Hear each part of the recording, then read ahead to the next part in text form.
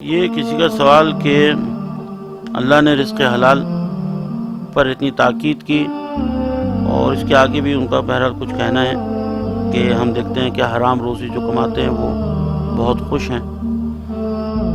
دیکھیں بھائی، بات یہ ہے کہ قرآن کی آیت ہے سورہ مائدہ میں کلوا مما رزقکم اللہ حلالا طیبا، یعنی جو اللہ نے تمہیں دیا ہے حلال روزی وہ تم کھاؤ، حلال و پاکیزہ۔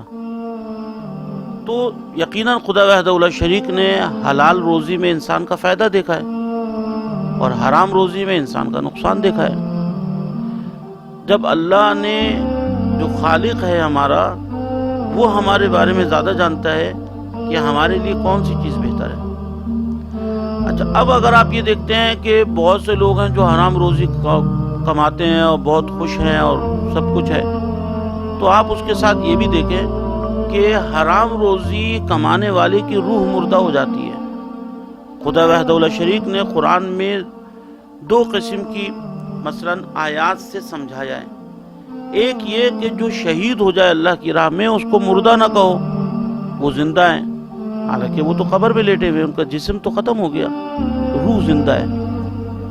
اچھا، کچھ لوگ جو اللہ کے سرکش ہیں، ان کے لیے قرآن میں آیت ہے کہ یہ چلتی پھرتی لاشیں ہیں، یعنی جو مر گئے ہیں اللہ ان کو زندہ کہہ رہا ہے اور جو زندہ ہیں ان کو لاشیں کہہ رہا ہے۔ فرق کیا ہے اس کو سمجھ لیں۔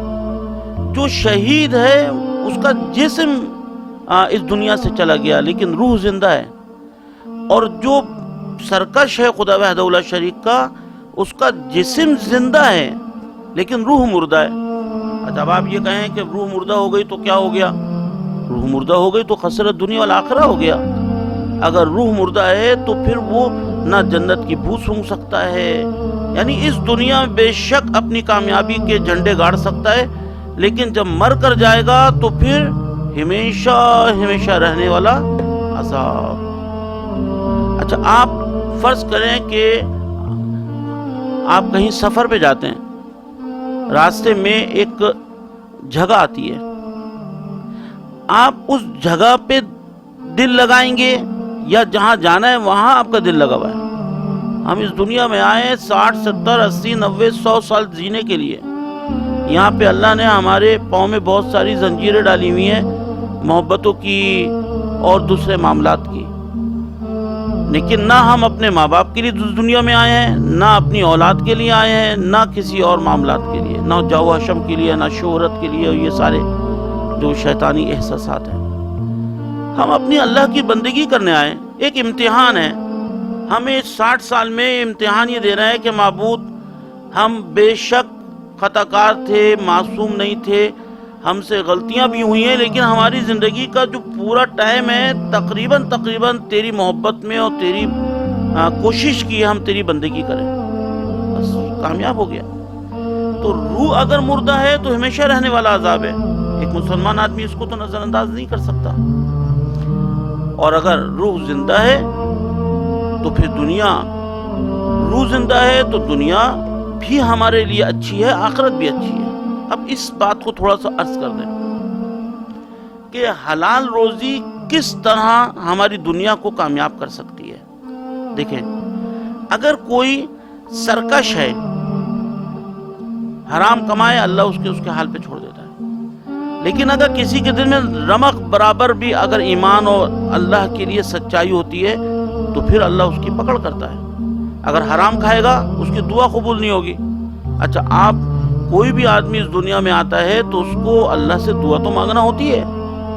اگر شادی کی ہے تو آپ دعا مانگے گا اللہ اولاد دے دے، اولاد بڑی ہو گئی تو دعا مانگے گا مثلا اولاد فرمانبردار ہو، اگر روزی کبھی کم ہو گئی ہے تو اللہ سے دعا مانگے گا۔ اگر حرام نوالا آپ کے پیٹ میں گیا تو پھر 40 دن دعا ہی قبول نہیں ہوگی۔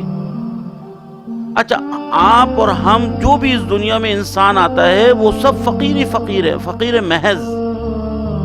خدا غنی محض، ہم فقیر ہیں اس کی بارگاہ کے۔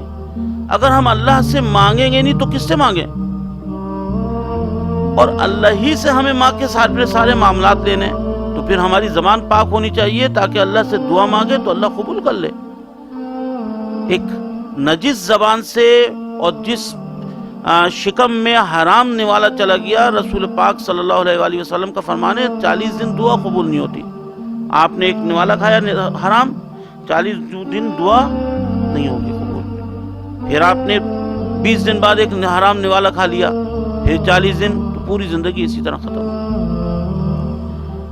تو اگر کوئی بندہ مومن ہے، وہ اگر یہ سمجھتا ہے کہ میں اس خدا وحدہ لا شریک سے بے نیاز ہو کے نعوذ باللہ میں اپنے حرام کی کمائی پہ سب کچھ کر لوں گا، تو ٹھیک ہے، روح مردہ ہو جائے گی. پھر وہاں اللہ کو حساب دے دے گا عذاب علیم کا، دردناک عذاب جو ہمیشہ رہنے والا ہے. اور اگر رمق برابر ایمان ہے تو پھر اس کو اپنی پیٹ کو پاک رکھنا ہوگا، حلال غذا لینی ہوگی تاکہ اس کی دعا قبول ہو.